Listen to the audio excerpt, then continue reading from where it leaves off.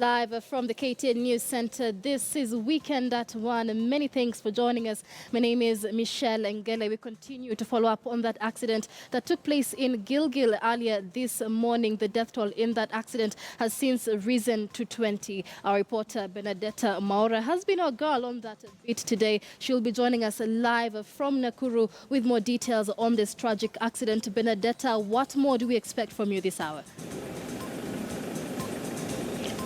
Michelle, we are back at St. Mary's Mission Hospital, where we have come to see where a number of families, a number of people who had been admitted at the hospital are being discharged.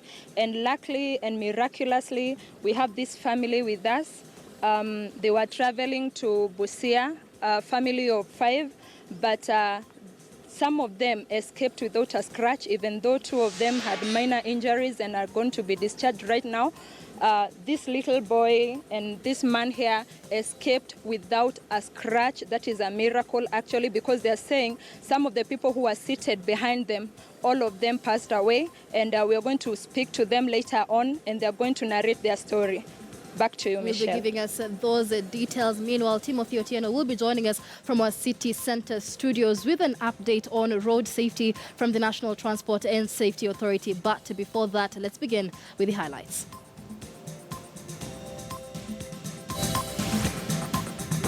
Hapa na karibu Nakuru nasikia basi ikianza kurori inaswing pande ile na pande hii. The death toll in the Gilgil accident rises to 20. And Miguna now reveals his running mate for the Nairobi governor's race.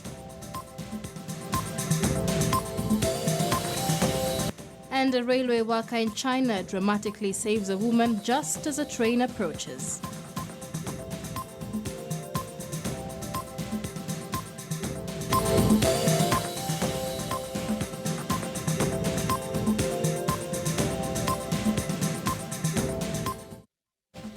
Welcome to the program. The death toll in the Gilgil accident has risen to 20 after one more person succumbed to his injuries.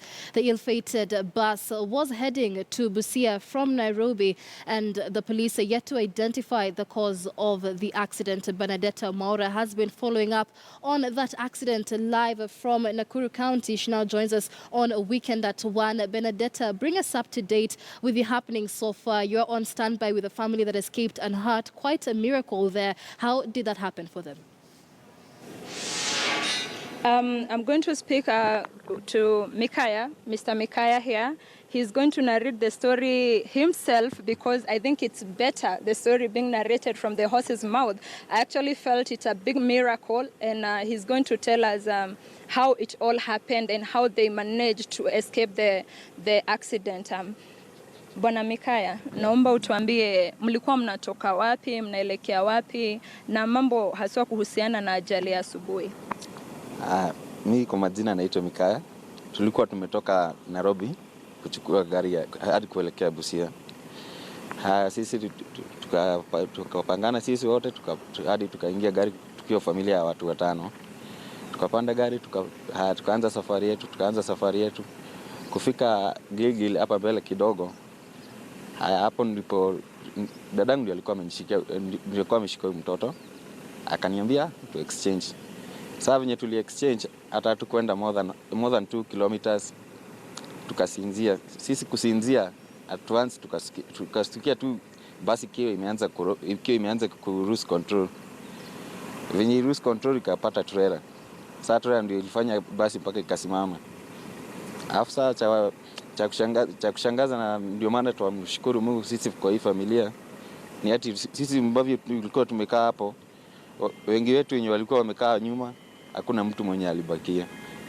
Kwa hivyo tunasema asante kwake Mungu kutupa uhai. Ingawaje kuna dadangu hapa ana majeraha lakini sio sana, lakini kwa hisani ya Mungu huyu kijana hakupata ajali, alitoka salama. Bwana Mikaya, mlikuwa mnaelekea Busia kufanya nini? Tulikuwa tumeondoka kuelekea Busia kuenda mazishi ya nyanyangu. Pole sana. Back to you, Michelle. We are still at Gilgil Mission Hospital, and where they are expecting their other two relatives to be discharged. So the number of the people who are going to be admitted at the hospital is going to reduce with 2, and they are going to remain with 6. We are going to keep you updated on any incidences that are going to come up, and that's all for now. Back to you, Michelle. Many thanks. That is Benedetta Maura joining us live from Nakuru County. The death toll in that accident that took place at 3 a.m. this morning, now rising to 20. A very tragic situation there. But let's now take a look at the happenings of this accident. This was a bus meant to ply the Githurai 45 route, but it was found on the Nakuru-Nairobi highway. Let's take a look at this report prepared by Yusuf Ibrahim.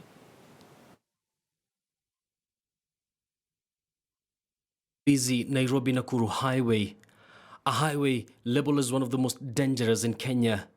The mangled and twisted wreckage of the passenger bus and a defaced truck at the scene of the accident, a clear testimony of the magnitude of the 2 a.m. accident. Police forced to bear with the horrific scenes as they, together with some of the locals, retrieved some of the bodies from the wreckage. 18 people were confirmed dead on the spot, while scores others were rushed to hospital. Asubuhi kama saa 8 asubuhi tulikuwa na accident mbaya hapa mahali inaitwa Soisambu. Tuko na lori ya Super Highway Sacco ambayo ilikuwa inatoka pande ya Nairobi ikielekea pande ya Nakuru.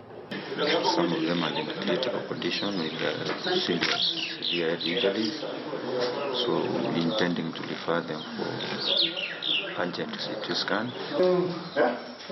And at the St. Mary's Hospital, some of the injured passengers cried in pain, with doctors seen in a frantic effort to save the lives of those critically injured. One more person died here. Some of the passengers on the ill-fated bus narrate their ordeal. Hapa na karibu Nakuru, nasikia basi ikianza kurori, inaswing pande ile na pande hii. Kuchukia ni lori ikakata. Tulikuwa mimi, mamangu, mtoto wa sistangu, na sistangu. It is reported that the driver of the passenger bus tried to overtake a truck, after which he lost control of the vehicle and collided with an oncoming truck. Yusuf Ibrahim, KTN News. Well, President Uhuru Kenyatta has since sent his condolences to the family and friends of the 20 victims who lost their lives. Meanwhile, the National Transport and Safety Authority has said it may have to look into the issue of reintroducing a ban on night travel following this morning accidents at Soisambu that has claimed the lives of 20 people.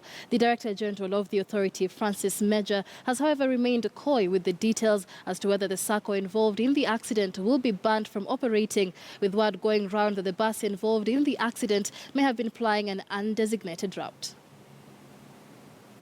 An analysis of this crash indicates that the result of this crash was reckless overtaking at a descent. The bus was overtaking a trailer, and without sufficient clearing distance, this particular bus was hit by an oncoming trailer, and while trying to go back to its lane, was hit by the vehicle that was following it. This is a result of miscalculation, resulting into the oncoming trailer colliding with on the right-hand side of the bus, ripping it off. The driver is currently at large, and efforts are going on to try and apprehend him. NTSA investigation team is already on the ground to establish the full circumstances that led to this particular crash. And as we get more information, we should be able to give it to yourselves. And our reporter Timothy Otieno now joins us from our city centre studios for more information on the road safety of the country. Tim, what more is NTSA saying about the status of safety on our roads? Well, aside from the numbers that the NTSA has released this morning in regards to road fatalities that have taken place since the year began, 5 months into the year 2017, and the numbers are not that good, Michelle, 1,097 people have already lost their lives through road crashes this year alone. But despite that high number, the National Transport and Safety Authority says that this is actually a decline, a 6.7% decline in fatalities as compared to the same time period last year. Now, last year, 1,176 people had lost their lives during road crashes within a similar period of time. But the National Transport and Safety Authority is particularly concerned by the number of pedestrians whom they say are the highest casualties in these road fatalities. This year alone, the number of pedestrians who have passed away are 416. While the National Transport and Safety Authority does admit that the private motorists are the majority of contributors, are the people who contribute the most to road crashes, but they say that the number of fatalities are mostly seen from public service vehicles, like in the case of that accident that took place at Soisambu earlier on this morning, with whom actually they have released the registration number of that particular bus that was plying that route, a bus that allegedly was supposed to be plying the Nairobi route instead of a long-distance travel. Now, they have released the registration number of that particular bus. I'm going to read it to you. It's KCG 992C. That is the bus that was involved in the accident this morning. KCG 992C, that is from the Superhighway Sacco. The National Transport and Safety Authority, however, has not decided as to whether they are going to be banning this particular Sacco. We have seen the NTSA do that in the past, particularly if you could remember that accident that took place in September last year along Langata Road that claimed the lives of 4 people, including a student from the Multimedia University. Now, the Ongata Line Company Limited SACCO was banned by NTSA for a number of months following that accident.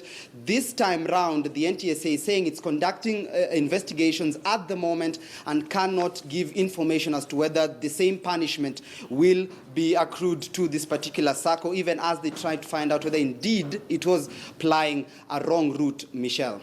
All right. Timothy, a lot of questions that are yet to be answered here. We're hearing the fact that NTSA now is thinking of reintroducing the ban on night travel. But why was the ban on night travel removed in the first place? Well, the issue of the ban of the night travel was actually an issue of 2015.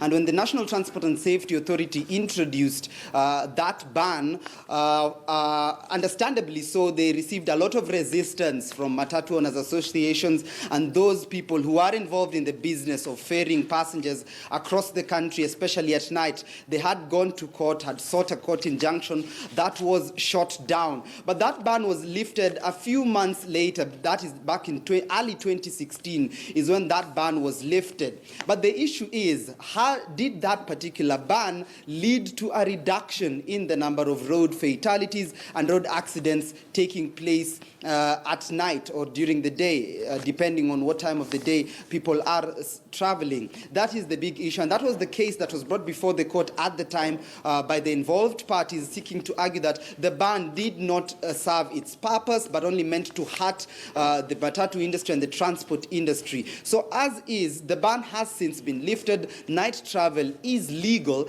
but the National Transport and Safety Authority is saying that they are going back to the drawing board to see whether indeed they can reintroduce this particular ban with the hopes of seeing less accidents and ultimately less fatalities. Just a few weeks ago, an accident took place near Mtito Ande where more than 10 people lost their lives. An accident took place at night. So most likely, Michelle, we are to see perhaps the National Transport and Safety Authority pushing so that the reintroduction of the night travel the ban on the night travel can be introduced with the hopes that these numbers will go down. But of course, we'll have to wait and see. Francis Major says it's one of the issues they are going to be discussing over the next next couple of days.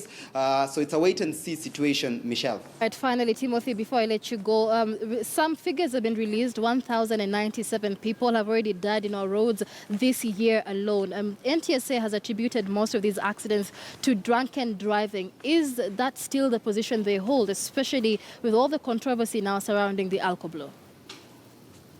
Well, that is the position they still hold. And of course, they say that most of these accidents, interestingly, are caused by private motorists. But those are seldom, the impact of those accidents are seldom relayed to the public, considering the number of fatalities. But as is, private motorists contribute the highest, followed by commercial vehicles, and then public service vehicles come a distant third.